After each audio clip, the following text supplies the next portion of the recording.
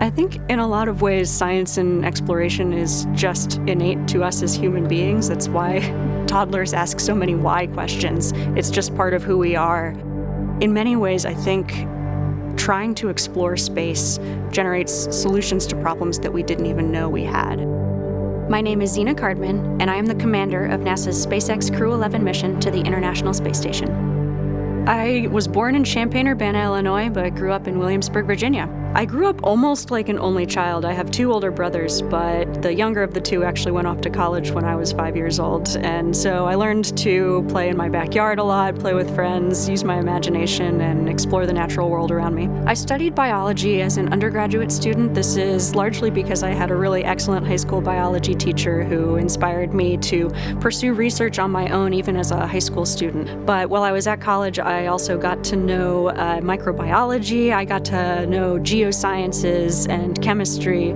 I wound up doing a lot of research in an oceanography marine sciences department and studying in remote locations like Antarctica. I also, while I was an undergraduate, became a creative writing minor, and I've always really valued that chance to study the creative side of my brain and explore our natural world through that side as well. I love being an astronaut right now because there are many pathways to get to the International Space Station. We spend long duration periods, so many months long, living and working on board that space station, and it's really focused on research. A lot of that research is on our home planet, and a lot of that research is on us as human subjects. I'm very excited to be actually a test subject for a lot of the medical research that we're doing on board the ISS. I've signed up for a very large, all-encompassing medical study called CIPHER, and this, I think, is going to be critical as we start thinking about going for longer durations and farther places like the Moon and Mars. My role as commander is to bring out the best in my crewmates from the moment we start training till the moment we get back to Earth and then some.